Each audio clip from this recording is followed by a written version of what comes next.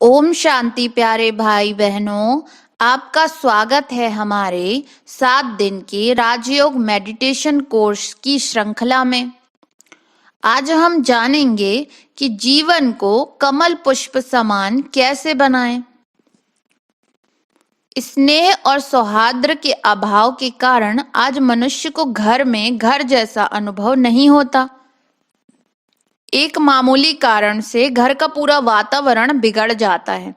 अब मनुष्य ही की वफादारी और विश्वास पात्रता भी टिकाऊ और दृढ़ नहीं रहे।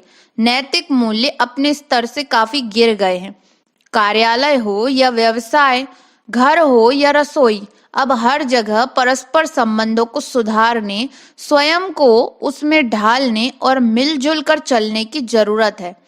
अपनी स्थिति को निर्दोष एवं संतुलित बनाए रखने के लिए हर मानव को आज बहुत मनोबल इकट्ठा करने की आवश्यकता है।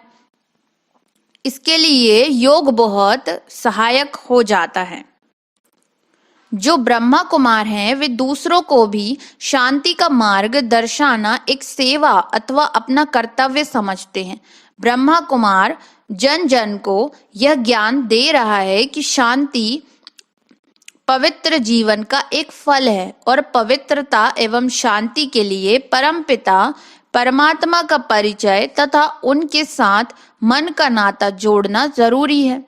अतः वह उन्हें राजयोग केंद्र अथवा ईश्वरीय मनन चिंतन केंद्र पर पधारने के लिए आमंत्रित करते हैं, जहां उन्हें यह आवश्यक ज्ञान दिया जाता है कि राजयोग का अभ्यास कैसे करें और जीवन को कमल पुष्प के समान कैसे बनाएं।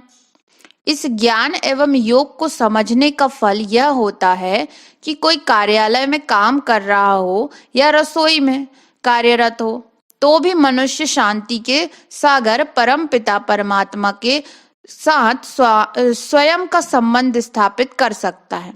इस सब का श्रेष्ठ परिणाम यह होता है कि सारा परिवार प्यार और शांति के सूत्र में पिरो जाता है। वे सभी वातावरण में आनंद एवं शांति का अनुभव करते हैं और अब वह परिवार एक सुव्यवस्थित एवं संगठित परिवार बन जाता है।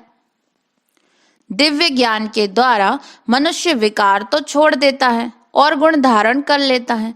इसके लिए जिस मनोबल की जरूरत है वह मनुष्य को योग से मिलता है। इस प्रकार मनुष्य अपने जीवन को कमल पुष्प के समान बनाने के योग्य हो जाता है। कमल की यह विशेषता है कि वह जल में रहते हुए भी जल से न्यारा होकर रहता है। हालांकि कमल के अन्य संबंधी जैसे कि कमल ककड़ी, कमल डोडा इत्यादि हैं, परंतु फिर भी कमल उन सभी से ऊपर उठकर रहता है। इसी प्रकार हमें भी अपने संबंधियों एवं मित्रजनों के बीच रहते हुए भी उनसे न्यारा अर्थात मोहजीत होकर रहना चाहिए। कुछ लोग कहते हैं कि गृहस्थ में ऐसा होना असंभव है, परंतु हम देखते हैं कि अस्पताल में नर्स अनेक बच्चों को संभालते हुए भी उनमें मोह रहित होती है। ऐसे ही हमें भी चाहिए कि हम सभी को परमपिता परमात्मा के वत्स मानकर, न्यासी होकर, ट्रस्टी होकर उनसे व्यवहार करें। एक न्यायाधीश भी खुशी या गमी के निर्णय सुनाता है, परंतु वह स्वयं उनके प्रभावाधीन नहीं होता। ऐसे ही हम भी सुख दुख की परिस्थितियों में साक्षी होकर रहें। इसी के लिए हमें सहज राजयोग सीखने की आवश्यकता है। अर्थात जैसा कि चित्र में दिखाया हुआ है कि यदि हम कोई कर्म परमात्मा की याद के बिना करते हैं तो वह कर्म विकर्म बन जाता है, और यदि हम परमात्मा की याद में कोई भी कर्म करते हैं तो वह कर्म श्रेष्ठ कर्म की श्रेणी में आता है। अर्थात परमपिता परमात्मा की याद में किया हुआ हर कार्य हमें हमारे जीवन को कमल पुष्प बनाने के मदद करता है। अच्छा, ओम शांति। आप दृष्टि यूं ही देते रहो बाबा, आप दृष्टि यूं ही देते रहो बाबा। सुख सागर में गहरे उतर जाऊं, सुख सागर में गहरे उतर जाऊं।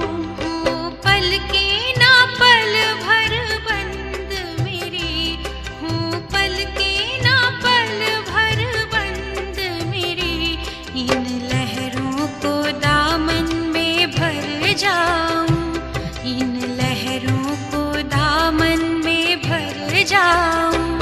आप दृष्टि यूं ही देते रहो बाबा।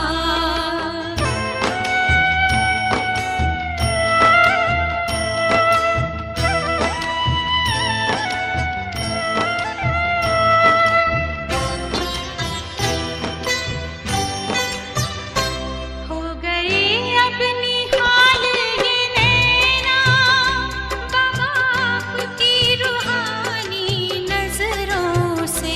पा लिया है मुझे था जो पाना, ये आवाज निकले अंतर से। आप शक्ति यूं ही भरते रहो बाबा, आप शक्ति यूं ही भरते रहो बाबा। इस देह की दुनिया से उड़ जाऊं, इस देह की दुनिया